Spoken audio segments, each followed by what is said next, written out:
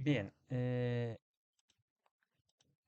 voy a hacer una serie de videos en los que la idea es como reforzar, apoyar lo que se ve en la clase pasada y entender un poquito lo que tiene que ver con teoría de circuitos y métodos de solución, ¿sí? Entonces, basados en la ley de Ohm, ¿cierto?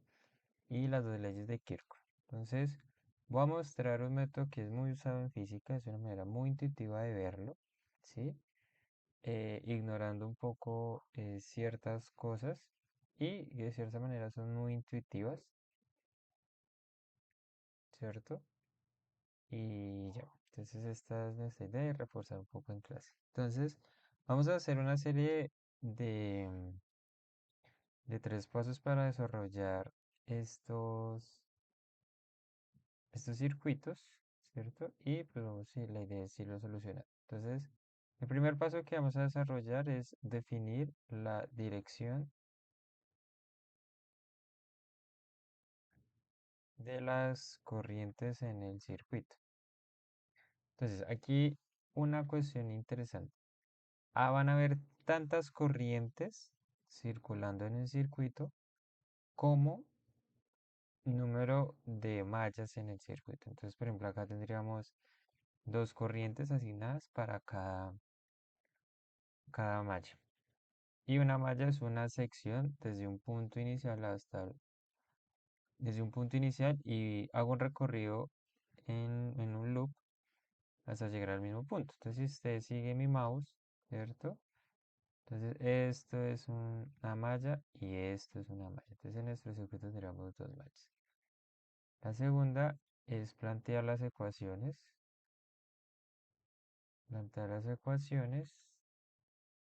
de Kirchhoff, ¿cierto? Como les digo, voy a hacerlo de una manera diferente quizás. Y tercero, pues es ya resolver, ¿cierto? Y recordemos que las ecuaciones de Kirchhoff, pues viene a como la primera ley que es la de corrientes, que la sumatoria de las corrientes que entran es igual a la sumatoria de las corrientes que salen. Es para la primera ley.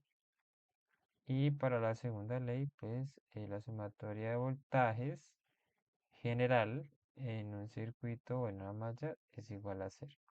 Es una forma de verla. Hay otras personas que lo hacen con la sumatoria de voltajes, como la sumatoria de fuentes de voltaje es igual a la sumatoria de las corrientes por las resistencias o resistores que hay en la malla. ¿Listo? Esas son las dos formas de verlo. Lo podemos plantear de las dos formas y veremos que es equivalente. Listo, entonces, el primer paso que es definir la dirección de las corrientes. Entonces, estas direcciones no las van a definir las baterías, ¿sí? O sea, las fuentes de voltaje. No las van a definir esos elementos. Entonces, por ejemplo, vamos a esta llamar malla uno, la que está arriba, y la que está aquí abajito, malla 2. Entonces, por ejemplo, para la malla 2 los voltajes o la dirección de esas baterías me definen las direcciones. Entonces, recordemos que una corriente va de un potencial negativo a un punto positivo, que siempre va del menos al más. Y esta es nuestra dirección de corriente. Y bueno, si queremos acá, pues dibujamos nuestra batería. Esta es la convención. Entonces, como va de más, digo de menos a más, entonces si yo pinto esto como un circulito de dirección, esta sería la dirección de mi corriente I2, por ejemplo. ¿Listo? Y para la malla uno entonces tenemos un problema. Hay tres fuentes de baterías, E1, E2 y E3. ¿Listo? Entonces uno diría, ¿cuál escojo? ¿Cierto? Entonces, aquí lo que se nos hace importante es el valor de esas baterías, ¿sí? Porque cuando tenemos baterías encontradas, por ejemplo, si yo salgo de aquí del más, voy recorriendo el cablecito y llego a la otra batería y hay un más, estas baterías están encontradas, entonces se nos van a restar esos voltajes.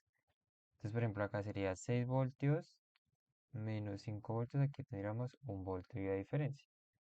Y asimismo E1 con E3, entonces aquí está mi menos, acá también mi menos, se enfrentan esos signos y tendría también una resta de voltajes. O sea, tendría 7 menos 6 voltios, tendría un voltio también.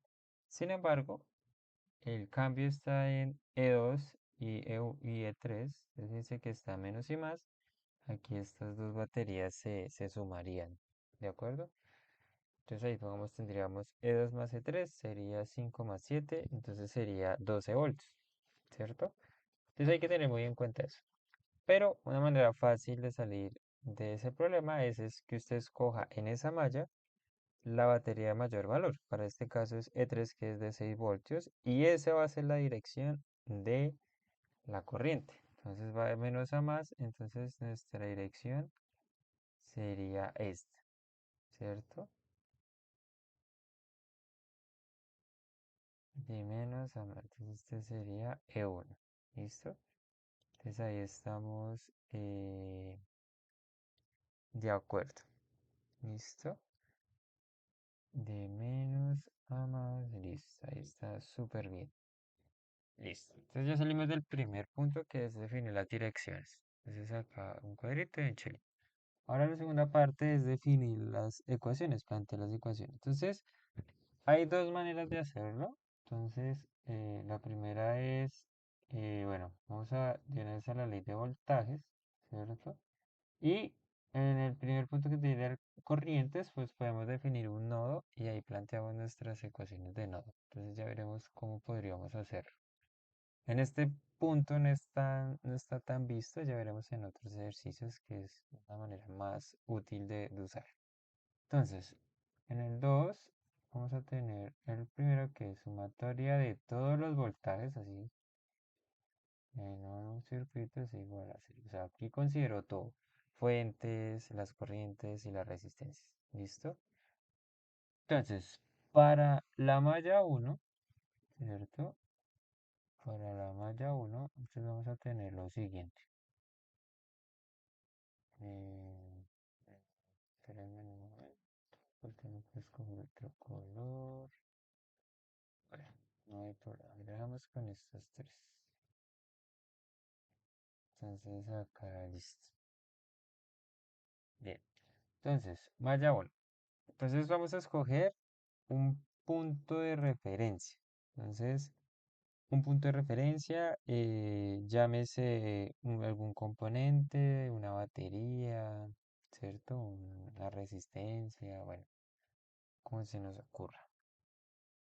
Entonces lo que vamos a hacer es definir una batería de como de inicio, ¿cierto? Entonces lo que vamos a hacer es, eh, vamos, ya teníamos la batería E3 de referencia para la corriente, entonces, no sé, yo quiero escoger la batería E1, también lo puedo hacer con E2 o E3. Entonces yo voy a escoger la batería E1 y para eso, de cierta manera, también tengo que definir las caídas de potencial, de voltaje que hay en esta resistencia 2. Entonces, si yo tomo referencia de 1, entonces acá me quedaría más y menos. ¿Listo?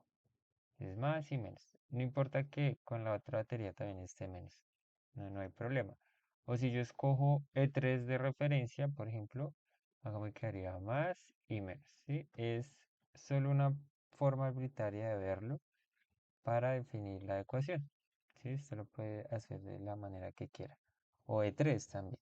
¿Listo? Pero lo recomendable es la batería más próxima a la resistencia. Entonces podemos la ver. Entonces vamos a escoger, vamos a escribir las ecuaciones en este caso. Entonces, vamos a irnos desde E1, ¿cierto? Entonces, iríamos, digamos, vamos a salir desde el más. O sea, me gusta el más para no escribir menos E1, ¿cierto? Y me alterno un signo. Es más, menos E2, ¿cierto? Menos, aquí ya también, menos E3, ¿cierto? Y aquí también iría más, ¿cierto? Más. ¿sí? Y sí,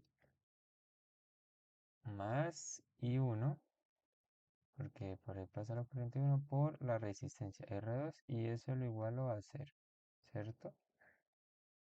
Entonces es una forma de hacerlo. La otra es que usted lo haga de la otra manera, que dice la sumatoria de los voltajes totales de las baterías es igual a la sumatoria de las corrientes por las resistencias. Entonces usted al lado izquierdo de la expresión pone las, las sumas de las baterías, ¿cierto? Entonces, ¿cómo haría eso? La suma.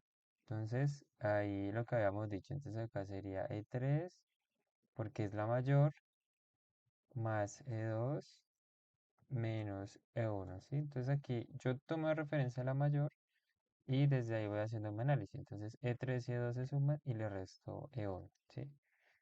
Y al lado izquierdo, bueno, del lado derecho, perdón, pongo los valores de corrientes. Entonces ahí solo está la corriente I1 por la resistencia R2. Entonces, si usted se fija, las expresiones son las mismas, ¿sí? ¿En qué varían? En un signo. Entonces, haga de cuenta que la segunda expresión es como despejar la expresión verdecita. La roja de la verde es que una está despejada, ¿sí? Y solo cambia en un signo. Puede usar cualquiera, la que le sea más práctica. ¿Listo? Entonces aquí sería E1, por ejemplo, menos E2 menos E3 igual a menos I1 por R2, ¿cierto? Y si yo cambio el signo, multiplico todo por menos uno, entonces me queda E2 menos E3, no más, ¿cierto? Menos E1 igual a I1 por R2. Entonces fíjense que al final de cuentas tenemos la misma, la misma expresión, ¿cierto? A esto le voy a quitar el contorno como para que nos quede sin relleno. ¿Listo? Entonces nos queda la misma expresión. ¿Listo? Entonces usted lo puede hacer de la manera que más le guste. Y entonces ya definimos plantear las ecuaciones. Y la primera ley, entonces, un nodo, vamos a escoger el nodo A porque ya está ahí de cierta manera escrito. Entonces un nodo A es la intersección de tres o más cables. O sea, yo puedo definir las corrientes que entran y salen. Entonces, según las direcciones, y uno sale, ¿cierto? Y uno iría en esta dirección. Y 2 como van en sentido antihorario, entonces I2 iría en esta dirección. Y la corriente I3, ¿en qué dirección iría? ¿Cierto? Entonces uno se podría preguntar, bueno, entonces va entrando, ¿cierto? O, o va saliendo. Entonces uno se podría preguntar, ¿eso va entrando o, o va saliendo? ¿Sí? Como no sabemos cuál es mayor, ¿cierto? Bueno, de entrada sí sabemos. 2 más 3 me da 12, entonces la corriente la corriente mayor la genera de 3, entonces iría en este sentido. Entonces aquí este voltaje se suma con E2 y la corriente I3 iría en esto. Entonces usted podría plantear que las corrientes que entran, I3 es igual a las que salen. Entonces I3 sería I2 más I1. Entonces sería también una forma de plantear. ¿Listo? Entonces fíjese que las convenciones de las baterías son muy importantes. Y ya con este desarrollo ya podemos seguir. Ahora malla 2. De la malla 2 es también muy sencilla. Entonces escogemos una de referencia. Entonces vamos a escoger menos y más, ¿cierto? Pues en virtud de que solo hay una batería. Entonces tendríamos de menos a más. Entonces iría E2, ¿cierto? Menos, más, menos y 2 por R1 igual a cero. O de cierta manera la otra nos queda totalmente igual. Que sería E2 igual a I2 por R1. ¿Cierto? Entonces aquí ya completamos la segunda parte y solo resolver. Entonces ya aprovechando el espacio podemos resolver. Podemos resolver la ecuación, esta rojita que estoy subrayando, y la podemos resolver. Despejamos I2, nos quedaría de esta manera, sobre R1. E2, ¿quién es? Entonces, E2 es 5 voltios dividido R1. R1 es 100 ¿cierto? Entonces 5 sobre 100 me da 0,05. ¿Qué unidad la corriente? Amperes. ¿Listo? Amperes. Nos da este resultado. Bueno, pongo acá de manera más ordenada. Y 2 son 0,05 amperes. Y ya teniendo esa solución, pues, bueno.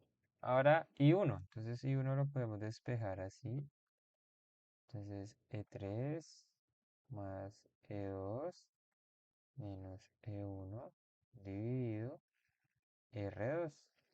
Entonces, E3, que sería 7,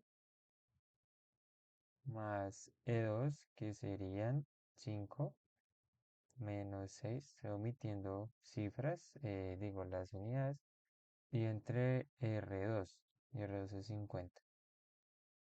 Entonces, 7 más 5, 12, menos 6 da 6 voltios, entre 5 ohmios, ¿cierto? Y bueno, y 6 dividido entre 50, eso nos da 0,12 amperes, ¿cierto? Entonces I2, bueno, I1, perdón, nos daría 0,12 amperes.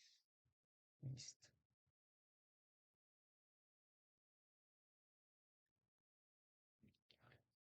Y ya teniendo I2 y I1, pues podemos encontrar la corriente I3, ¿cierto? I3, uno se podría preguntar, ¿cuál es la subsección de acción?